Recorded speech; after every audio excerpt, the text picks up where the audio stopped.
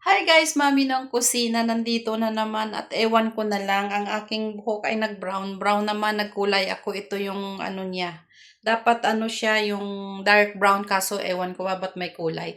So ngayong araw, magluto tayo ng simi pinakbit, kalabasa, bunga ng malunggay.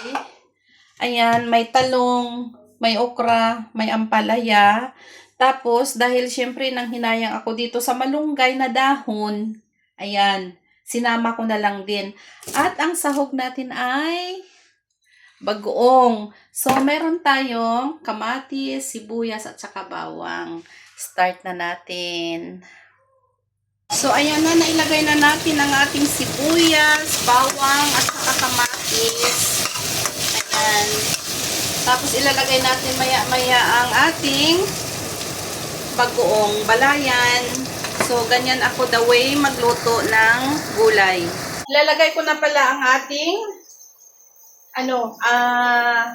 bagoong balayan.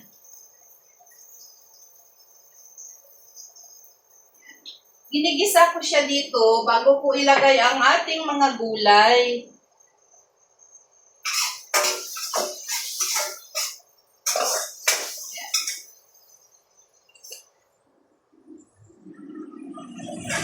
So, ayan siya. May bagoong balaya na rin yan siya. Tapos, maya-maya, ilalagay natin ang ating kalabasa. So, syempre, nag-ano naman na ang ating bagoong. At saka yung kamatis, tingnan nyo. Lagay na lang natin din yung kalabasa. After few minutes, ilalagay natin ang ating bunga ng malunggay kasi matigas to eh. Ito yung bunga ng malunggay natin. Ayan na siya guys. Medyo nakulo na. Lagay natin ang ating bunga ng malunggay kasi matigas yan. Para sabay silang lumambot. Ganyan. Masarap to. Wala siyang sahog kundi bagoong lang. Ganyan ako. Healthy pa. Malapit na lumambot ang ating kalabasa at saka bunga ng malunggay. Timplahan natin. Hindi ako naglalagay ng asin kasi di ba may bagoong na. Siyempre lalagyan natin siya ng konting pangpalasa. Ayan. Masarap na yan siya. Bagoong pa nga lang masarap na. Saglit na lang to. Gusto ko talaga palagi may gulay. Kaso alam nyo naman, mga kabataan ngayon, hindi masyado sa gulay na kagaya natin. So, sa kanila naman, nagluto ako ng sweet and sour na tilapia. Tingnan nyo naman ang natira. Ulo na lang natira. Pero hindi ko tinapon kasi gusto ko kainin yung sarsa niya. Tsaka syempre, sisipsipin ko pa yung mga ulo-ulo. So, sa akin naman gulay. Ayaw ko yung puro lang parang tulang mga gulay. Magulay ako eh. So, antayin natin yan. Tingnan nyo, ubos nila. Pero happy naman ako dahil nakakain sila ng tilapia. At saka nagprito pala ako ng isda. Ewan ko kung ano tawag sa inyo dito. Para siyang, hindi siya matangbaka. Makarel. So, ayan, 2 piraso din to dahil nga sa sobrang mahal ng mga isda ngayon, 2 lang ako bumili. So, yung isa kinain ng asawa ko, yung isa nito bukas ko kakainin, mayroong ulo, head. Ilalagay natin siya sa gulay. Dagdag panlasa din yan siya. So, ayan. Ilalagay natin dyan. Ayan. Ako lang naman ang kakain nito eh.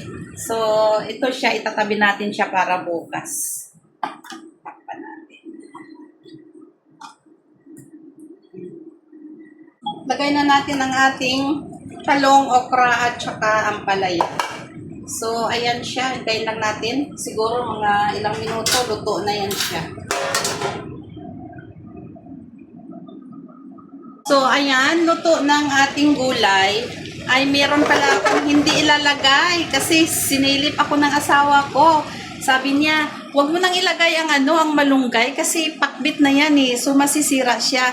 So pasensya na kayo, hindi ko nilagay. Itatabi ko na lang, gawin ko na lang tea. Ibibilad ko siya. So ito tama na. Ayan, luto ng ating pakbit na bagoong ang sahog. Ayan, luto na. Hindi ko na siya anuhin yung pasubrahang luto at malata. Papatayin ko na siya, guys. So, hanggang dito na lamang ang ating video kasi kakain na ako. Sus, kadami pang mga ulam, oh. Ayan, oh. Ayan, sisimutin ko to. Kumain ang aking anak. Ayan, hindi naman yan naubos. Itatapon ko yan, pero ito siya, kakainin ko siya. So, guys, yan yung buhay ko dito sa araw-araw na pamumuhay dito sa bundok. Bundok dito sa amin. Kasi, paligid yan bundok. So, isasara. Binuksan ko to kanina kasi para lumabas ang amoy. Ngayon, isasara ko na naman siya. So, hanggang dito na lamang ang ating video. Maraming salamat. Please like and subscribe sa ating channel, Lina Oceano.